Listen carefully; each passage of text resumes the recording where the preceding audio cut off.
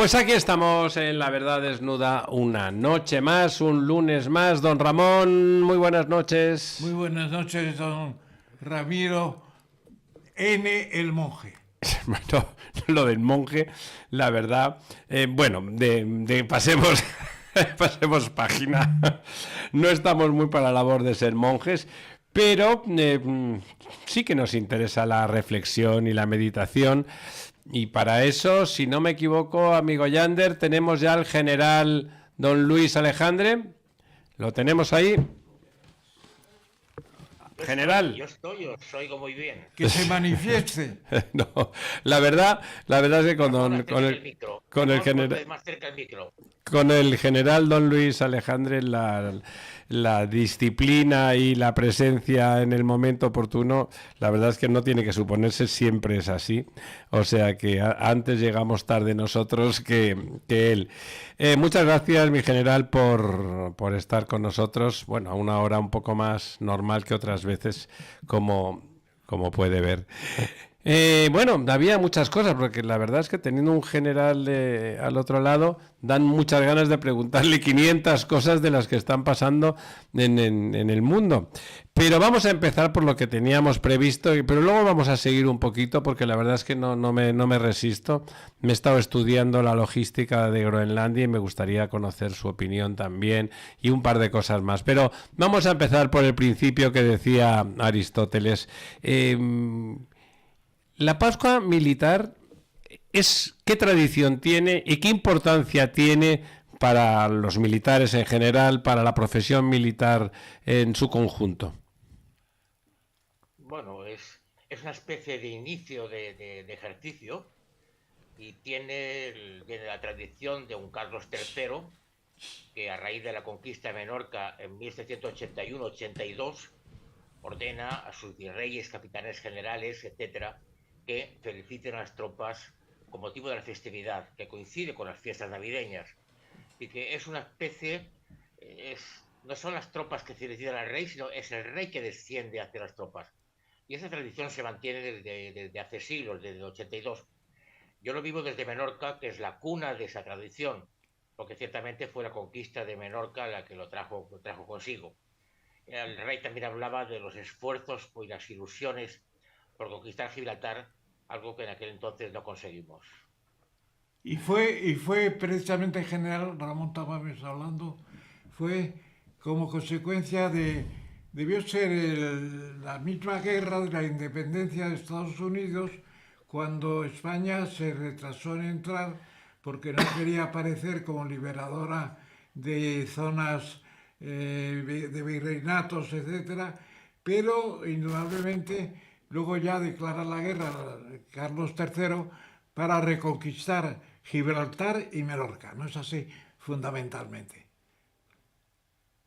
Ciertamente está relacionada con la independencia de Estados Unidos. Claro. Hay estudios estratégicos que dicen que Florida Blanca precisamente aprovechó que las escuadras británicas estuviesen empeñadas en la independencia de Norteamérica, en la costa este, no tuviesen tiempo para llegar en socorro de Menorca, porque ciertamente la escuadra británica de aquel entonces era superior a la española, hay que reconocerlo, y la llegada de la escuadra británica a Fuerte San Felipe, en el puerto Mahón, seguramente hubiera colapsado la conquista que se hizo en aquel momento. ¿Y qué significado tiene actualmente la Pascua Militar? ¿Por qué no fue este año el presidente del gobierno en contra de lo que sucede normalmente? Bueno, la pregunta es relativamente fácil. Se aprovecha la conmemoración para contacto entre el rey y las Fuerzas Armadas, no solamente con las altas jerarquías, sino con todo el mundo. Se aprovecha para imponer condecoraciones. Sobre la presencia del presidente del gobierno, si viviésemos en un clima de confianza, que desgraciadamente no tenemos, no daríamos importancia. Porque personalmente creo que la actividad del presidente del gobierno este día en París era importante. Lo que pasa es que yo eso me he mojado. Y como las incomodidades del presidente del gobierno, sobre todo cuando el rey está junto a los militares, son manifiestas. Yo diría que en principio no debería sorprendernos y dejar que el gobierno actúe de la mejor forma posible, Porque al final lo interesante sería que estuviese el rey con sus fuerzas armadas. Incluso yo manifiesto, y se lo he dicho a Ramón otras veces, que quien debería responder a las palabras del rey no es la ministra de Defensa, sino debería ser el jefe de las Fuerzas Armadas. Pongo siempre el ejemplo de Francia. Quien acompaña al presidente de la República el 14 de julio en el desfile en Champs-Élysées es el jefe de las Fuerzas Armadas, no es el ministro de Defensa. Pero aquí la frontera entre defensa y Fuerzas Armadas es una frontera no fácil de delimitar, viene de un tiempo más incierto, pero que algún día deberá claramente delimitarse.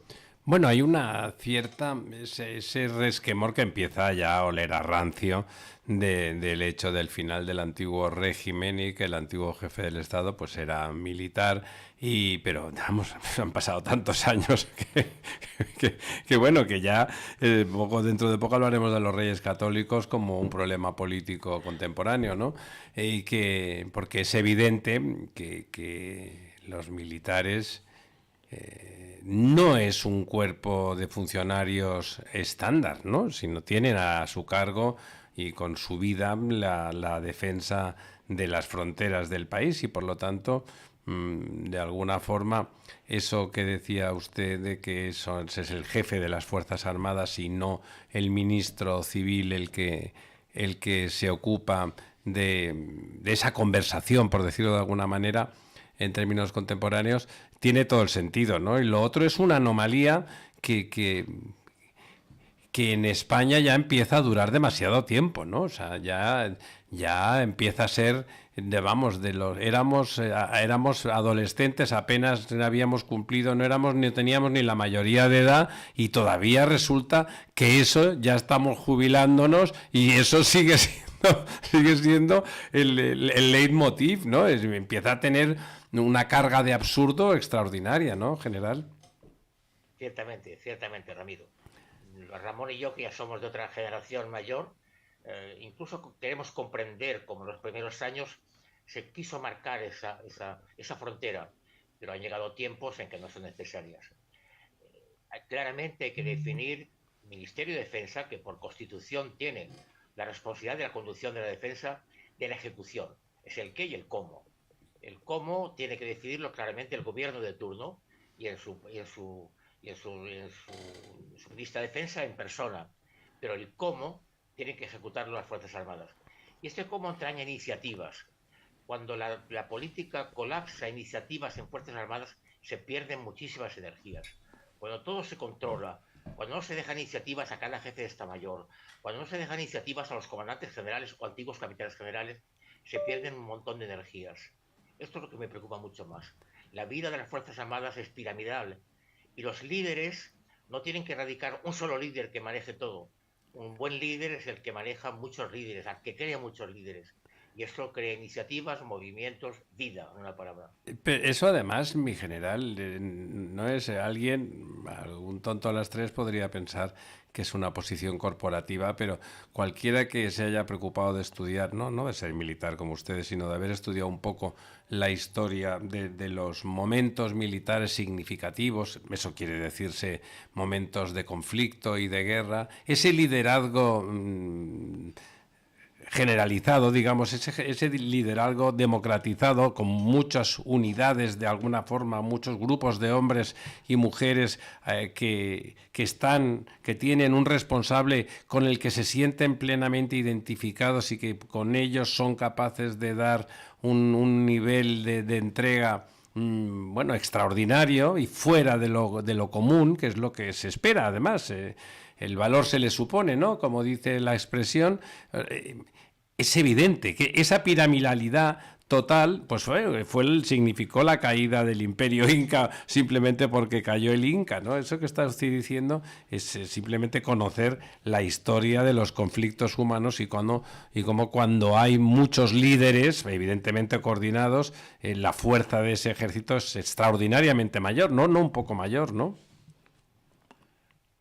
Sí, es que da la prueba que aún persiste cierta desconfianza. Las Fuerzas Armadas del año 2025, 2026, no tienen por qué preocupar a la nación como en el siglo XIX podían hacer unas Fuerzas Armadas. Y que la confianza debería restablecerse y dejar hacer, vuelvo a decir, porque las iniciativas serían mucho más grandes, porque la excesiva centralización apaga muchos movimientos que pueden ser más vivos, y lo vivo por mis contactos con actuales Fuerzas Armadas, de gente que reconozco actualmente muy bien preparadas y sobre todo muy bien dispuestas.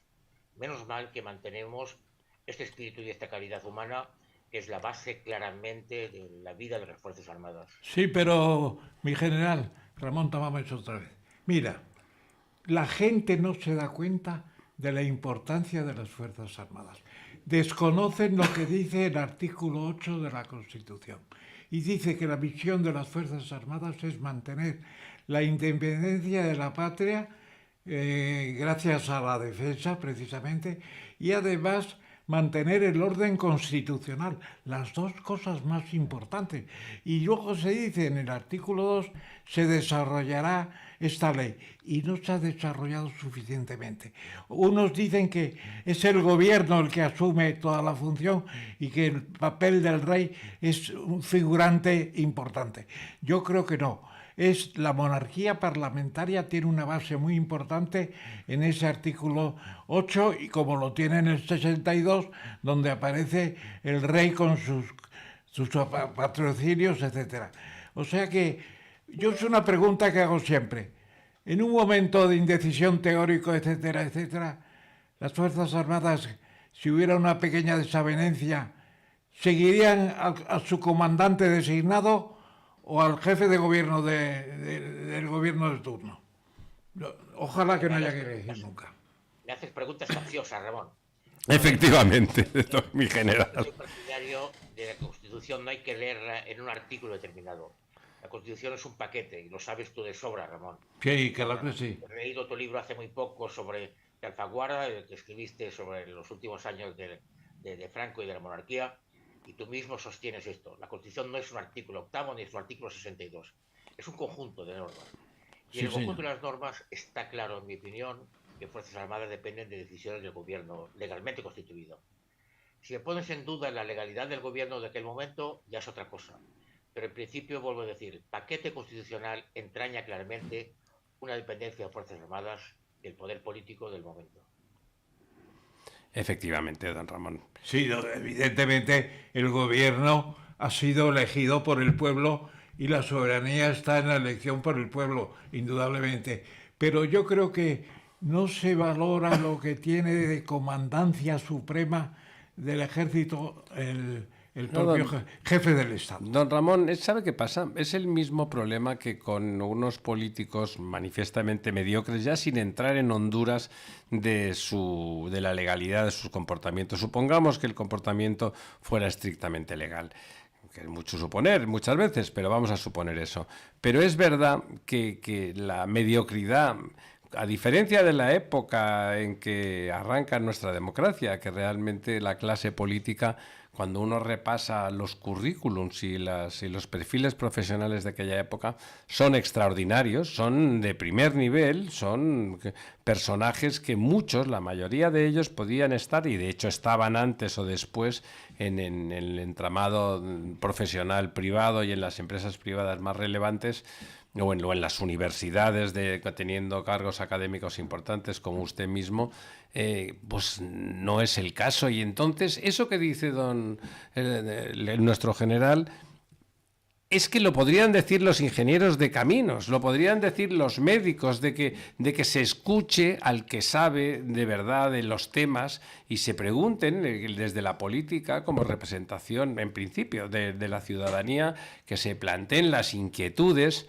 y que se planteen los temas como se quieren promover, y que luego le pregunten al que sabe. Realmente esa pretensión de que los militares son unos señores con pistola que no saben más que eso, bueno, es una estupidez, igual que pensar que los ingenieros les gusta el hormigón pero no saben calcular puentes, ahí ¿no? viene una cuestión que me gustaría plantear, porque cuando se hizo después de la Primera Guerra Mundial el país que se llamaba Yugoslavia, que era el país de los eslavos del sur, y luego ya con Tito eso convierte en una dictadura, Tito el famoso guerrillero, etcétera, etcétera, y luego al final se dice que se va a hacer un ejército federal y cada república tiene su ejército pequeñito.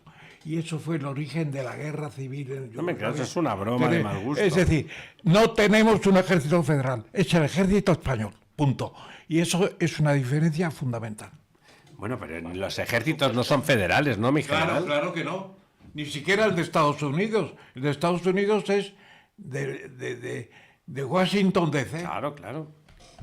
Yo, por supuesto, coincido con Ramón, pero comprendo la pregunta que me hizo antes. El rey, volviendo a la Pascua Militar, habló el otro día de la necesidad de respetar la norma. Y mucha gente ha interpretado como respetar la norma en Norteamérica, en Venezuela, en Afganistán o en Groenlandia. Pero yo en mis adentros me decía, la norma también es interna, va para nosotros. ¿Cuánta gente promete o jura la Constitución y dice respetar o cumplir y hacer cumplir cuando juran respetar al rey, etcétera, etcétera, y luego no lo cumplen? Así que la norma que trata al rey en la Pascua Militar tiene claramente hoy en día un carácter multinacional, pero deberíamos también saberlo leer en clave interna. Sí, además... Interesante. A mí me parece que en estos momentos el rey en particular, el presidente del gobierno, la verdad es que le gusta mucho marear la perdiz con los problemas que tiene. Pero el rey en general habla mucho más cuando está, además, muy de puertas para adentro, y estar con los militares es estar con el ejército, es estar muy de puertas para adentro. Yo creo que habla justamente en esa dirección. Y en este país ahora desear ardientemente que se cumpla la norma no es un brindis al sol, sino una necesidad poco evidente que se manifiesta con poca evidencia, ¿no? Sí, pero yo diría, aprovechando que el general se lo está pensando, diría lo siguiente. En el caso de Europa tenemos 27 ejércitos. No tenemos un ejército europeo. No es tampoco un ejército federal. Es una descomposición general. No hay coordinación suficiente. No tenemos un presupuesto militar, ni una industria propia de ese nombre para la cantidad de PIB que tenemos, etcétera, etcétera. Yo creo que ahí vamos muy retrasados. ¿Qué opina el general? No, está claro. Yo preparo una tribuna para la razón de este jueves y toco como palabras de Robert Kagan, un pensador americano que tú conoces bien, Ramón, Sí. que ya en el año 90 nos decía, habéis tenido la gran oportunidad de Europa. Con el aviso de Yugoslavia, ya habéis visto que no eréis capaces. Al final, Belgrado, quien bombardea Belgrado son los norteamericanos. Los aliados, Inglaterra al frente, y no es un mal colaborador, representaron el 4% del esfuerzo en Yugoslavia. En el 90 no fuimos capaces de reaccionar. Vimos ya el primer aviso de una guerra dentro de Europa. No fuimos capaces de ver que teníamos que espabilar nosotros y crear ese ejército. Y estamos en el 2025, han pasado 35 años y hemos seguido mareando la perdiz. Y como decíamos los que estamos en Bosnia, los americanos haciendo la cena y nosotros lavando los platos. Así que no, hay que hacer la cena todos. Y tenemos que mojarnos todos. Y esto es un problema que nos enfrentamos y nos encontramos, creo que en vías de reconocer por lo menos el problema, y es un tanto, sino en vías de poderlo esclarecer.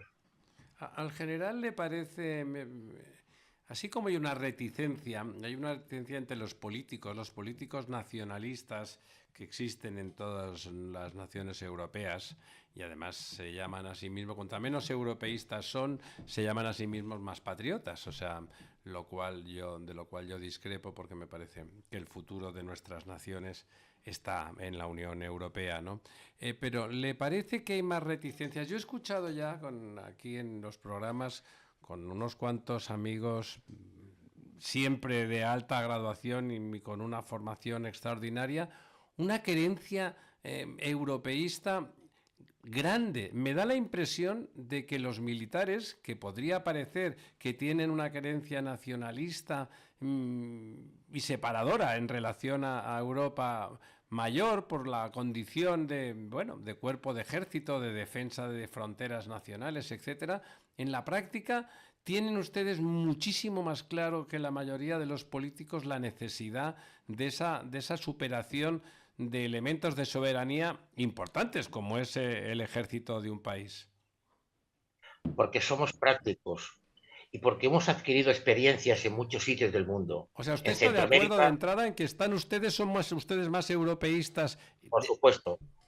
Lo vuelvo a decir, porque hemos estado sobre el terreno, hemos visto las consecuencias de Bosnia, lo que pasó en Bosnia, y el dolor que producía aquella separación. Pero luego hemos visto en misiones de Naciones Unidas, en el Chad, en Mali, en Somalia, y hemos visto claramente que donde no había unión ni había operatividad, o se dejaba en manos de los americanos el decidir, no se funcionaba. Claro, claro, mandan ellos Cada entonces, claro. experiencia y haber viajado nos hace a nosotros mucho más europeístas que individualistas o nacionalistas. Muy interesante. Lo que es muy interesante también, general, a ver qué opinas tú. ¿Qué pasa en Estados Unidos? Porque yo no lo he estudiado esto, concretamente no tengo una idea clara. La Guardia Nacional de cada estado, que la maneja también no El go- solamente el gobernador, sino el presidente de los Estados Unidos. Esto es un ejército federal de seguridad última. ¿Qué es esto? La Guardia pero está a las órdenes del presidente. del presidente, Claro. sí, es federal en cierto modo. ¿Eh? Bueno, yo no ¿Qué, sé, bueno, lo de Venezuela me lleva a mí a muchos interrogantes. No sé exactamente si conocemos toda la verdad. Lo que me preocupa como militar, el hecho de que el asalto al domicilio o al búnker en que estaba Maduro costó a los venezolanos y cubanos cerca o más de 100 muertos. Me pregunto, ¿es que hay muertos norteamericanos? ¿Es que hay heridos norteamericanos? Uno, parece que había Las un... órdenes que tenían, es que las órdenes que tenían era no de neutralizar o detener, eran de matar directamente. ¿Qué ejército puede asumir o qué fuerzas armadas puede asumir misiones claramente que entrañan, bien que quieren neutralizar o bien que quieren secuestrar, el mero hecho de llegar allí pegando tiros sin preguntar nada? Es una cosa que en derecho internacional y en derecho de gentes, incluso en derecho de las guerras, que siempre tienen sus normas, tenemos que observar. Y me preocupa realmente qué habrá pasado allí. A mí me gusta el comentario del general porque la verdad yo que le tengo una inquina importante al señor Maduro. Todo el discurso que en general se ha hecho desde el derecho internacional teórico, hablando de los derechos del propio Maduro y compañía, bueno, que la verdad es que le tengo poco aprecio y también a sus derechos porque él no respeta ninguno, pero justamente ha puesto el dedo en que es el derecho de gentes, es lo que se supone, lo que ha transgredido Trump tiene más que ver con las personas, ¿no? Con el resto de los ciudadanos. La verdad es que el gobierno es un gobierno completamente ilegítimo y por lo tanto están librando de alguna forma ese gobierno a los venezolanos de ese gobierno, pero es cierto que esos 100 muertos, bueno, había la Guardia de Corps cubana, que son los 32 que han muerto, que se ha confirmado desde Cuba perfectamente por Díaz Canel y por el aparato del partido, eran militares de alta afección. Don Ramón, el Especialización. teléfono, por favor. Y de golpe, pero me parece interesante poner el énfasis no en los derechos de Maduro, que en mi opinión tenía pocos o debería de tener pocos, pero sí en lo colateral, en esos colaterales directamente. Yo una última pregunta o cuestión que me parece muy importante. Si hacemos el ejército europeo, que es europeo y no es federal, es de las 12 estrellas de la bandera, que no se cambian porque entre uno más o menos. Es un ejército europeo. Habrá que establecer en cada país una Guardia Nacional. Me temo que sí, ¿no? Interesante, ¿no? Don General, ¿le parece? ¿Cómo se No, hace eso? ¿Cómo se aporta el personal desde cada país a un ejército europeo? de facto, cuando se creó el cuerpo europeo, con sede en Estrasburgo, ya se pensaba que fuese el embrión de un cuerpo que inicialmente unía fuerzas francesas y alemanas, históricos enemigos, al que luego nos fuimos añadiendo otros países. Este embrión debería potenciarse y no se ha potenciado. Pero la base de todo lo que podamos hacer nosotros también está en la industria militar. Y ahí creo que hemos iniciado un buen camino. Cuando la industria militar favorezca, porque creamos un buen producto, un avión de combate o un carro de combate con base industrial europea, aportando cada país lo mejor. De hecho, en el mundo civil, el caso de los aviones, la fabricación de aviones es muy común, casi Sí, eso lo comerciales. hemos conseguido, Cuando hay una ¿no? base industrial fuerte, entonces todos deberemos servir a mismos sistemas de armas. Y lo común de servir mismos sistemas de armas nos va a unir. De facto, ya estamos muy avanzados, hay reglas de enfrentamiento muy comunes, trabajamos en muchos países completamente aliados, El ejército del aire y la marina más tienen más rapidez que el ejército de tierra muchas veces en coordinar, es potenciar esto, es potenciar, pero no bajar la guardia, porque ahora puede venir un periodo de paz y bajamos la guardia y nos descuidamos otra vez. Muy bien, mi general, qué interesante bueno, y al final qué importante porque me temo, pues me temo no, me barrunto, porque no me lo temo, que en el momento en que de verdad se admitiera la existencia de un ejército europeo y se construyera, ¿no? Con todas las dificultades de tipo administrativo y técnico desde el punto de vista legal y de la arquitectura legal de eso, realmente estaríamos avanzando de una forma muy decisiva en la construcción de una Europa que fuera un corpus político unido, ¿no? Me parece que a veces no le hemos dado la importancia suficiente a la presencia de un ejército europeo como espinazo de la nación europea. No, yo simplemente quería, para despedirme yo personalmente de mi querido amigo Luis General, decir que en lo sucesivo podrías dedicar un artículo tuyo en La Razón a ese debate que hemos tenido hoy esta noche. Sería interesante. Bueno, yo normalmente procuro, dejando a cierta perspectiva, tocar temas del momento. Lo que hemos hablado hoy está frecuentemente en nuestro pensamiento. Sí. Ramón, tú también escribes de esos temas. Pero Bien, bueno, tu deseo es una orden para mí, Ramón. estupendo. Mi general, muchísimas gracias, como Gracias, siempre. Luis. A vosotros por Un vuestro abrazo. ímpetu y por vuestro juego. Un abrazo. Muchísimas gracias. Bueno, Hala. fantástico, como siempre, la charla con el general Alejandre. Hay mucha tela que cortar en el ámbito de lo militar, ¿eh?